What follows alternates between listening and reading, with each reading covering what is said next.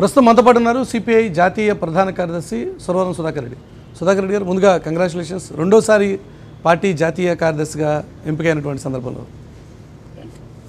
అయితే కనుచూపు మేరలో వామపక్ష పార్టీలకి మళ్ళీ మంచి రోజులు వచ్చేటువంటి ఆస్కారం ఉందనుకుంటారా? తప్పకుండా ఉంది. కమ్యూనిస్టులు సహజంగానే ఎప్పుడూ భవిష్యత్తు పట్ల విశ్వాసంతో పనిచేసేటువంటి పార్టీలు. ఇబ్బందులు, సమస్యలు, కొన్ని పోరాటాల్లో పరాజయాలు ఇవన్నీ కమ్యూనిస్టుల జీవితంలో ఒక అంతర్భాగం. మాకు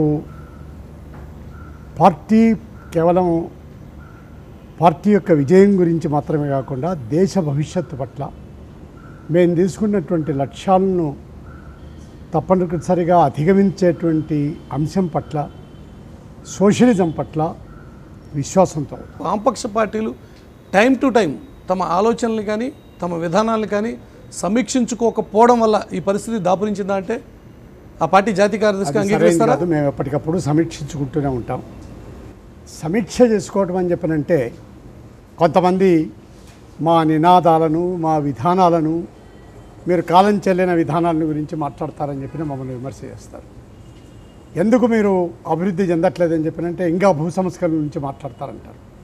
దేశంలో కోటాను కోట్ల మంది ప్రజలకు ఇవాళ కూడా దున్నుకోవడానికి భూమి లేదు. ఎవరినో సంతృప్తి పరచడానికి ఈ రకంగా మేధావి వర్గం అనుకునేటువంటి వారు విధానాలు మార్చుకుంటే మా పార్టీ ముందుకు పోతుందని చెప్పినంటే మేము ఎవరి కోసమైతే ఈ పార్టీ పెట్టామో ఆ అట్టడుగు ప్రజలు వారి సమస్యలను వదిలిపెట్టి కానీ వారి కోసం మా విధానాలను మార్చుకుని కానీ వారి సమస్యలు ప్రస్తావించాలన్నా కూడా చట్టసభలో మీ ప్రాతినిధ్యం ఉండాలి. కానీ ఈరోజు చట్టసభలో ప్రాతినిధ్యం తీసుకుంటే 2 తెలుగు రాష్ట్రాల్లో, ఆంధ్రప్రదేశ్లో చట్టసభలో ప్రాతినిధ్యం లేదు. ఉన్న తెలంగాణ రాష్ట్రంలో ఒకే ఒక్క సీటు, కేంద్రంలో కూడా నామమాత్రమే. ఎలా మీరు ప్రభుత్వాన్ని ఇన్ఫ్లుయెన్స్ చేయగలుగుతారు అంటే? నేను దీనికి ఒకే ఉదాహరణ చెప్తాను. 1999, 2000 మధ్యలో జరిగినటువంటి ఎన్నికల్లో కూడా ఈ రాష్ట్రంలో సిపిఐకి శాసనసభలో ప్రాతినిధ్యం లేదు. మా పార్టీ ఒక జాతీయ పార్టీ అయినప్పటికీ ఈ రాష్ట్రంలో అఖిలపక్ష సమావేశానికి కూడా పిలవటానికి చంద్రబాబు నాయుడు నిరాకరించారు. శాసనసభలో ప్రాతినిధ్యం లేనంత మాత్రాన సిపిఐ పార్టీ ఉద్యమాన్ని వదిలిపెట్టలేదు. ఈ రాష్ట్రంలో సిపిఐ 9 వామపక్ష రాజకీయ పార్టీలు కలిసి విద్యుత్ ఉద్యమాన్ని మేము నిర్మించి ఈ రాష్ట్రంలో తెలుగుదేశం పార్టీ యొక్క ప్రభుత్వ పతనానికి ప్రారంభం అక్కడి నుంచే మొదలైంది. ఒకప్పుడు ఉమ్మడి రాష్ట్రం, ఇప్పుడు 2 తెలుగు రాష్ట్రాలు. ఇక్కడ కూడా టైం టు టైం ఒకసారి తెలుగుదేశం పార్టీతో, ఒకసారి కాంగ్రెస్ పార్టీతో ఈ రకంగా పొత్తు పెట్టుకుంటూ పోయి ఆ వారితో పొత్తు పెట్టుకున్నప్పుడు వీరిని విమర్శించి, వీరితో పొత్తు పెట్టుకున్నప్పుడు వారిని విమర్శించి, ఇదేనా వామపక్షాల పార్టీల ఆలోచన అన్నది ప్రజలు కలుగుతున్నటువంటి అభిప్రాయం. అవునా కాదా? వాస్తవం కాదు. మేము తెలుగుదేశం పార్టీతో ఎన్నికల ఒప్పందం చేసుకున్నప్పుడు ఈ రాష్ట్రంలో మొదటిసారి తెలుగుదేశం ప్రభుత్వాన్ని రాజ్యాంగ విరుద్ధంగా తొలగించినటువంటి సందర్భంలోనే ఎన్టీ రామారావు ప్రభుత్వాన్ని తొలగించినటువంటి నేపథ్యంలో మొదటిసారి వారితో కలిసి మేము పోరాటం చేశాం. ప్రజాస్వామ్యాన్ని, రాజ్యాంగాన్ని కాలరాచినటువంటి కాంగ్రెస్కి వ్యతిరేకంగా ఆ రోజు మేము పోరాటం చేశాం. కానీ అదే కాంగ్రెస్ పార్టీతో మళ్ళీ చెప్పేది వారు తెలుగుదేశం పార్టీ ఎప్పుడైతే భారతీయ జనతా పార్టీతో ఒప్పందం చేసుకుందో అప్పుడు మేము దానికి వ్యతిరేకంగా ఈ రాష్ట్రంలో కాంగ్రెస్, బీజేపీల యొక్క ప్రభుత్వం ఇక్కడే కాదు, ఏ కాంగ్రెస్ పార్టీ కానీ తెలుగుదేశం పార్టీ యొక్క మద్దతుతోనే కేంద్రంలో కూడా భారతీయ జనతా పార్టీ అధికారంలోకి వచ్చింది. ఏ కాంగ్రెస్ పార్టీని అయితే తెలుగుదేశం హయాంలో తిట్టకుండా తిట్టారో ఆ కాంగ్రెస్ పార్టీనే మళ్ళీ మీరు కలిసి ఎన్నికల పొత్తు పెట్టుకోవడం అంటే ప్రజలకు వీళ్ళు ఇంతేనే అనేటువంటి అభిప్రాయం కలగదంటారా? ఇప్పుడు విధానాలకు సంబంధించినటువంటి అంశము మీరు జర్నలిస్టులు విశ్లేషణ చేయాలి. ఏ కారణాల వల్ల మేము సపోర్ట్ చేసాం, ఏ కారణాల వల్ల వ్యతిరేకించామనేటువంటి ఇది మా పార్టీ చాలాసార్లు ఎన్నికల్లో సీట్లు లేకపోయినా, ఓట్లు లేకపోయినా మేము పోరాటాలు చేస్తాం.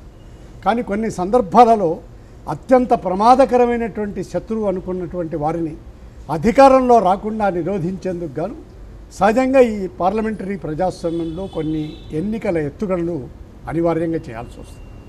కానీ మొన్నటి ఎన్నికలు, రాష్ట్ర విభజన తర్వాత జరిగినటువంటి ఎన్నికల్లో కూడా ముఖ్యంగా తెలంగాణ రాష్ట్రంలో మీ పార్టీ పొత్తుల గురించి పడ్డటువంటి గందరగోళం అదే మీ పార్టీ వైఫల్యానికి కారణం అంటే అంగీకరిస్తారా?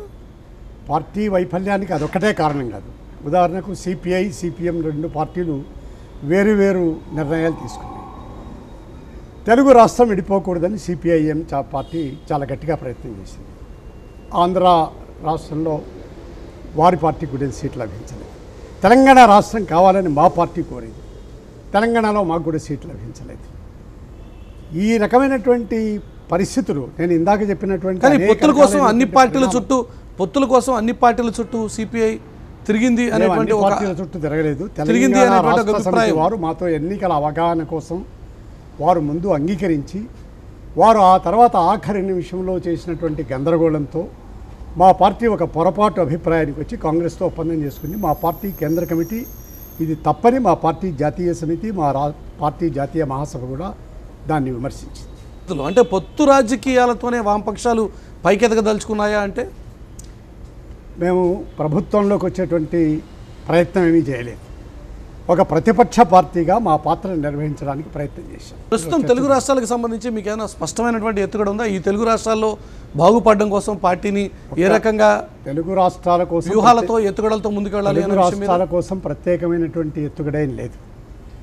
దేశం అన్ని ప్రాంతాల్లోనూ వామపక్షాలు పెరగాలని చెప్పారంటే వర్గ పోరాటాల ద్వారా కమ్యూనిస్టు పార్టీలు తమ సొంత బలాన్ని పెంచుకోవాలని, ప్రజలతో మళ్ళీ సంబంధాలను మెరుగుపరుచుకోవాలని, వారి సమస్యల మీద ఆందోళనలు పోరాటాలు చేయటం ద్వారానే శ్రమజీవుల యొక్క పోరాటాలకు మనగాడుగా వామపక్ష రాజకీయ పార్టీలు కమ్యూనిస్టు పార్టీ పనిచేస్తాయనేటువంటి విశ్వాసాన్ని ప్రజల్లో కలిగించాలని చెప్పి బషీర్బాగ్ ఉద్యమం, విద్యుత్ ఉద్యమం తర్వాత ఆ స్థాయిలో చెప్పుకోదగ్గ ఒక ప్రజా ఉద్యమం ఏదన్నా జరిగిందా?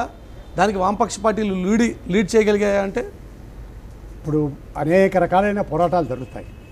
కొన్ని సందర్భాలలో కొన్ని పోరాటాలు ఆ రోజున్నటువంటి సమస్యలను బట్టి వస్తాయి. మేము పోరాటాలు చేయాలని చెప్పని నిర్ణయం చేసుకున్నంత మాత్రాన ప్రజలు దానికి సంసిద్ధులు కానప్పుడు పోరాటాలు చేయలేము.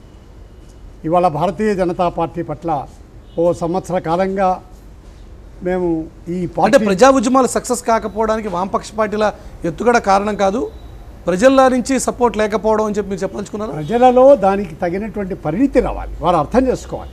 ప్రజల నుండి సపోర్ట్ రాకపోవటం కాదు. ఇప్పుడు ఉదాహరణకు అంటే తప్పు మాది కాదు ప్రజలది అని చెప్పి చెప్పదలుచుకున్నారు. తప్పని చెప్పట్లేదండి.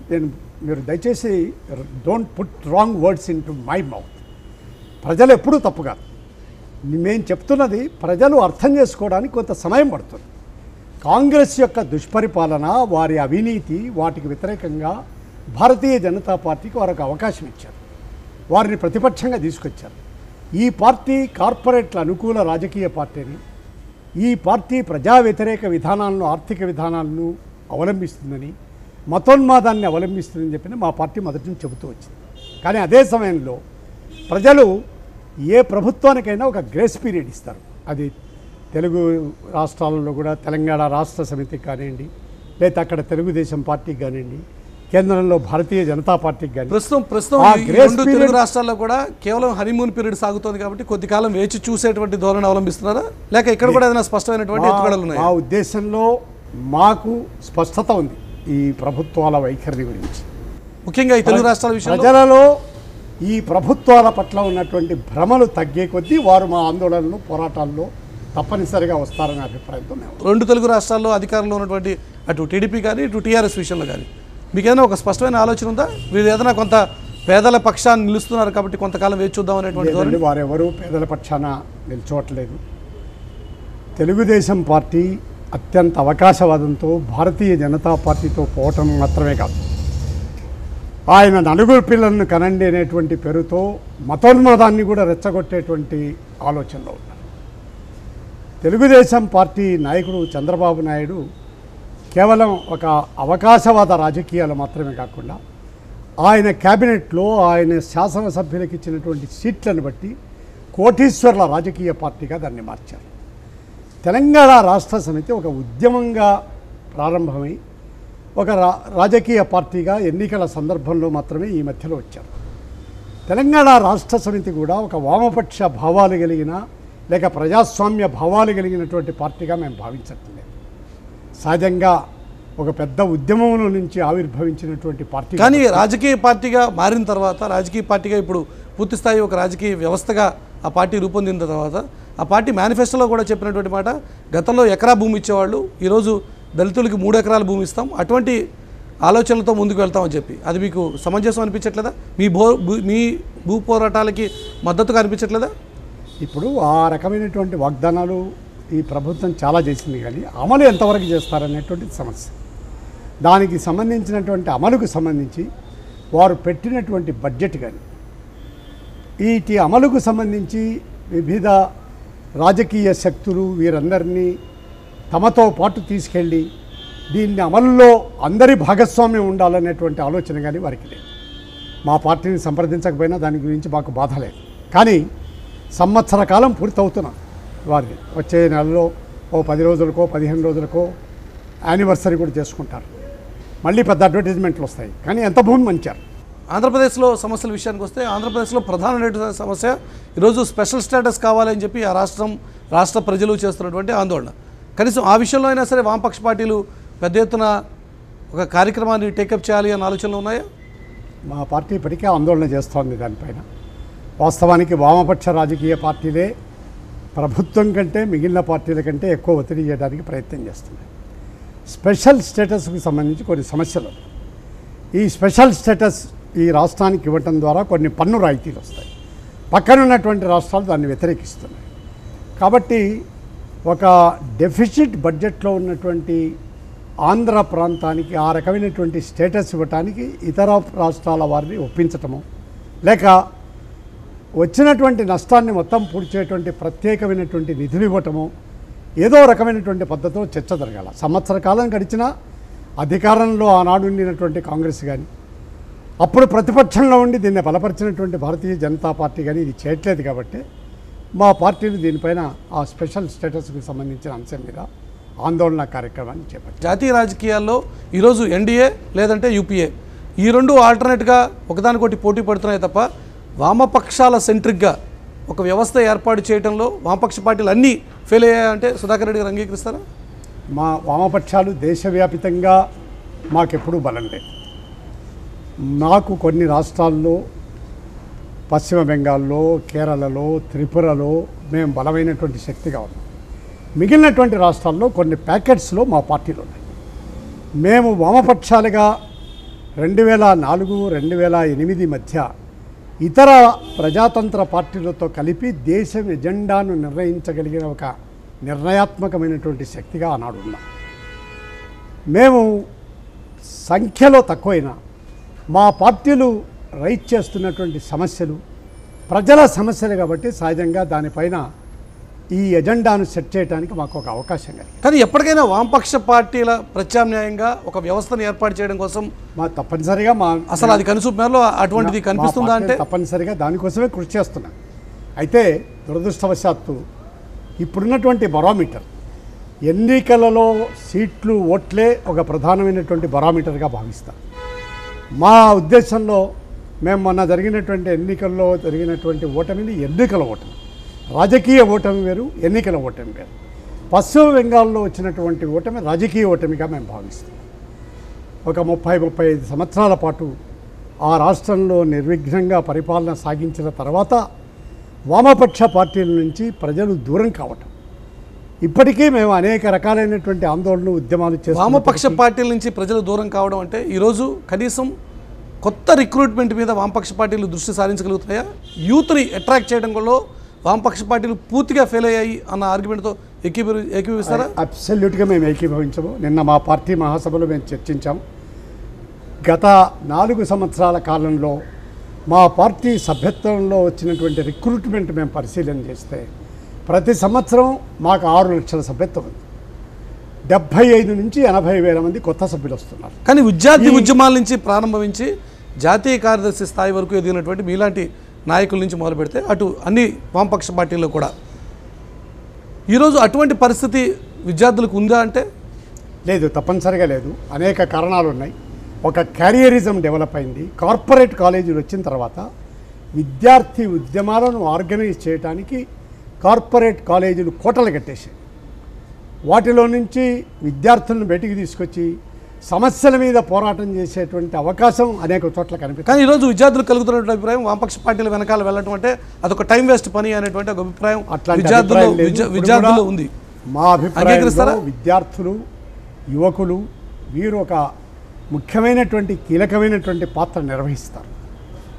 మేము ఆ రకంగా సోషల్ వెల్ఫేర్ హాస్టల్స్, ఇతర కాలేజీలు, ఇతర విద్యా సంస్థలు వాటి మీద మా విద్యార్థి సంఘాలు ఇప్పుడు చెప్పుకోదగ్గటువంటి సీనియర్ నాయకులుగా ఉన్నటువంటి వామపక్ష పార్టీల పిల్లలు సైతం ఈ తరం ఉద్యమంలో యాక్టివ్గా ఉండడానికి ఇష్టపడుతున్నారా అంటే ఇష్టపడుతున్నారు. చాలా చోట్ల ఉన్నారు ఆ రకమైనటువంటి పద్ధతులు. కానీ ఈరోజు ఒకప్పుడు అన్ని చోట్ల సాధ్యం కాకపోవచ్చు. సహజంగానే మారుతున్నటువంటి పరిస్థితుల్లో ప్రొఫెషనల్ ఎడ్యుకేషన్కి వెళ్ళేటువంటి పిల్లలు పార్టీ రాజకీయాల్లోకి రావడానికి ఇష్టపడరు. కానీ మేము ఈ మధ్య ఓ లెక్క తీసాం. ఐఐటి, ఇంజనీరింగ్, డాక్టరేట్లు చేసినటువంటి విద్యార్థులు కూడా మా పార్టీలో హోల్ టైమర్గా పనిచేస్తున్నటువంటి వాళ్ళు. అమెరికా సామ్రాజ్యవాదం వ్యతిరేకించాలి, బాంబే పార్టీ అమెరికా సామ్రాజ్యవాదం నశించాలి అని చెప్పి గోడల మీద స్లోగన్స్ రాసినటువంటి వామపక్ష పార్టీల నాయకుల పిల్లలే ఈరోజు అమెరికాలో, ఐరోపాలో ఎక్కువగా ఉన్నారు అంటే అంగీకరిస్తారు సుధాకర్ రెడ్డి గారు? ఇప్పుడు అమెరికన్ సామ్రాజ్యవాదాన్ని వ్యతిరేకించడం వేరు, ప్రపంచంలో విభిన్న దేశాలలో చదువుల కోసం, ఉద్యోగాల కోసం కొత్తగా యువకులు అక్కడికి వెళ్ళటం వేరు. మేము దాన్ని ఎప్పుడూ వ్యతిరేకించలేదు. ఒక దశలో బ్రెయిన్ డ్రైన్కు వ్యతిరేకంగా మాత్రం మేము తీవ్రంగా ఆందోళన చెందాం. ఈ మన వెనకబడినటువంటి దేశాల నుంచి చాలా పెద్ద ఎత్తున గత 1.5-2 శతాబ్దాల కాలంలో అపారంగా దోచుకొని వెళ్ళి ఆ దేశాల్లో వాళ్ళు పెట్టుకున్నారు. కానీ అమెరికా సామ్రాజ్యవాదం వ్యతిరేకించేటువంటి వామపక్ష పార్టీల పిల్లలే ఒక్క విషయం అర్థం చేసుకోండి. చెప్పండి. మేము తెలంగాణ రాష్ట్ర సమితిని విమర్శిస్తాం. తెలంగాణలో మేము ఉండకూడదా? ఇక్కడ ఉన్నటువంటి వాళ్ళందరూ బయటికి వెళ్ళిపోవాలా? చంద్రబాబు నాయుడుని వ్యతిరేకిస్తాం, లేకపోతే నరేంద్ర మోడీని వ్యతిరేకిస్తాం. నరేంద్ర మోడీని వ్యతిరేకిస్తే భారతదేశాన్ని వ్యతిరేకించడమా? భారతదేశంలో ఎవరేం చదవకూడదా? ఇక్కడ ఉద్యోగాలు చేసుకోకూడదా? సామ్రాజ్యవాదాన్ని వ్యతిరేకించడం వేరు. సామ్రాజ్యవాదం ఉన్నటువంటి దేశాలలో అనేక అవకాశాల కోసం యువకులు వెళ్ళటం వేరు. అనేక అవకాశాల కోసం యువకులు వెళ్తున్నారు. ఆ క్రమంలో ఆ వెళ్తున్నటువంటి యువకుల్లో వామపక్ష పార్టీల నాయకులు పిల్లలే ఎక్కువగా ఉంటున్నారు అనేటువంటి ఆలోచన. దాన్నే ఈరోజు వామపక్షాలే చాలా బలహీనంగా ఉన్నాయని మీరు ఓవైపు చెప్తున్నారు. వామపక్షాల పిల్లలే ఎక్కువ మంది పోతున్నారు అంటే కొత్త రిక్రూట్మెంట్ రావట్లేదు అన్నది ఇక్కడ ప్రధానంగా జరుగుతున్న చర్చ. ఫ్యాక్ట్. వామపక్షాల కుటుంబాలకు సంబంధించినటువంటి వారు కూడా అనివార్యంగా కొంతమంది వెళ్తారు. వెళ్ళినంత మాత్రాన మేమేదో అమెరికన్ సామ్రాజ్యవాదాన్ని వ్యతిరేకిస్తున్నాం కాబట్టి అమెరికా ప్రజలను, అమెరికా దేశాన్ని మొత్తం వ్యతిరేకించాలని, వారికి సంబంధించినటువంటి అన్ని అంశాలను మేము బైకాట్ చేయాలని మేము అన్నాడు పిలుపునివ్వలేదు. గడిచిన కొన్ని దశాబ్దాలుగా వింటున్నటువంటి మాట, వామపక్ష పార్టీలన్నీ కలవాలి, దేశంలో కలిసి ఒక బలమైనటువంటి శక్తిగా ఆవిర్భవించాలి అని చెప్పి. కానీ ఈ ప్రయత్నం ఎప్పుడు కూడా మీ వైపు నుంచి మాత్రమే వినబడుతూ ఉంటుంది. అంటే కరెక్ట్ అంటారు కాదు. మేము కమ్యూనిస్టు ఉద్యమ పునరేకీకరణ మా పార్టీ నినాదం. దేశంలో వామపక్ష అభిమానులు, సాధారణ ప్రజలు ఒక ప్రశ్న అడుగుతుంటారు పదే పదే. మీ పార్టీల మధ్య తేడా లేనప్పుడు, మీ అందరి అభిప్రాయాలు దాదాపు ఒకే రకంగా ఉన్నప్పుడు మార్క్సిజాన్ని, లెనినిజాన్ని అంగీకరిస్తారు, దేశంలో కలిసి సమైక్య ఉద్యమాలు, పోరాటాలు నిర్వహిస్తారు. వేరువేరు పార్టీలుగా ఎందుకున్నారు? పార్టీ చీలిన నాడు ఏ సమస్యల మీద చీలామో అవి ఇర్రెలవెంట్ అని మా పార్టీ అభిప్రాయపడతాం. అందువల్ల మేము కమ్యూనిస్టు ఉద్యమ పునరేకీకరణకు దీన్ని ఒక అజెండాగా ప్రజల ముందు ఉంచుతున్నాం. అయితే మిగిలినటువంటి వామపక్ష పార్టీలు కూడా ఐక్య పోరాటాల్లో కలిసి వస్తున్నారు. ఇప్పుడు దేశంలో 6 వామపక్ష పార్టీల సమన్వయ సంఘం ఉంది. తెలంగాణలో 11 వామపక్ష రాజకీయ పార్టీల సమన్వయ కమిటీ ఉంది. పంజాబ్లో 7 పార్టీలు ఉన్నాయి. పశ్చిమ బెంగాల్లో 18 రాజకీయ పార్టీలు ఉన్నాయి. ఇవన్నీ మిగిలిన వీటి పునరేకీకరణ మాత్రం ఎప్పటికీ సాధ్యమై ఒక గొడుగు కింద వచ్చేటువంటి ఆస్కారమే లేదంటే? ఆస్కారం ఉంది.